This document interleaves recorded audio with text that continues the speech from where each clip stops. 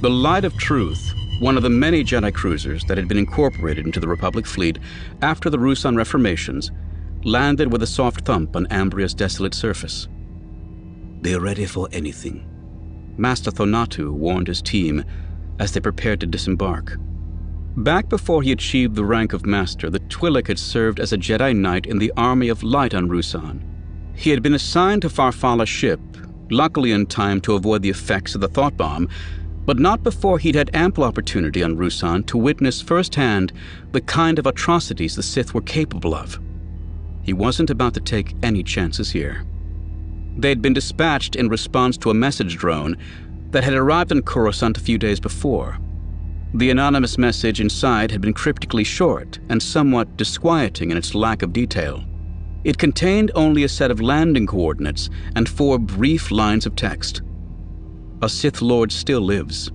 He killed 5 Jedi on Tython. He is now on Ambria, under the care of a healer named Khalib. He is badly injured and helpless." Less than 2 weeks ago, Master Farfalla and 4 companions had hastily taken off from Coruscant, leaving behind word they were heading to Tython in pursuit of a Dark Lord of the Sith. They hadn't been heard from since. The message drone offered a grim explanation of their fate, and it drew an immediate response from the Jedi Council. They'd quickly assembled a team of 14 Jedi, 6 Masters and 8 Jedi Knights, and sent them to Ambria under Thonatu's command to apprehend the man responsible for the massacre of Master Farfalla and his companions. The journey had been made with all possible haste, but now that they were here, they intended to proceed with caution, wary of walking into a trap. The landing coordinates had set them down a few hundred meters from a small wooden hut and a tiny campfire. A cruiser with the name Loranda, emblazoned on its side, was parked nearby. The landing bay doors opened, and Thonatu and the others leapt to the ground, ready to draw their lightsabers at the first sign of trouble.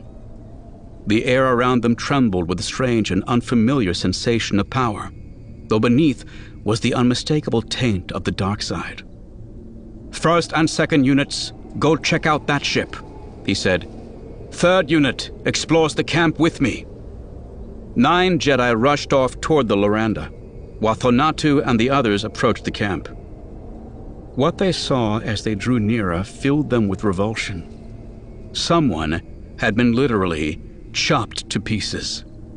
Eviscerated chunks of human anatomy littered the ground around the campfire.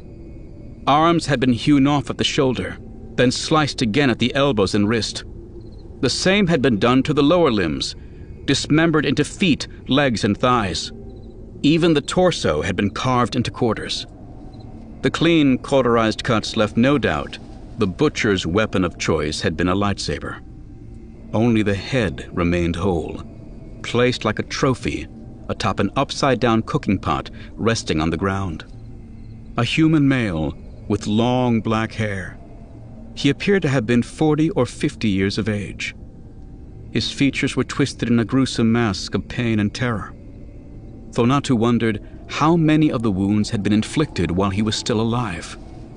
"What kind of madness could make someone do this?" one of the others asked. But Master Thonatu had no answer. At a nod from their commander, the Jedi ignited their weapons. They crept toward the small shack, their commander in the lead. As a unit, they stopped when he heard a soft sound coming from inside the building. Hard, ragged breaths, broken by trembling sobs and whimpers of fear. A tattered blanket hung down across the building's open doorway, obscuring their view.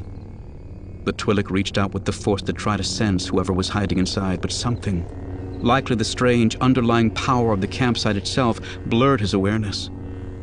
"I am Master Thonatu of the Jedi," he called out, flicking off his lightsaber's blade. "We're here to help you."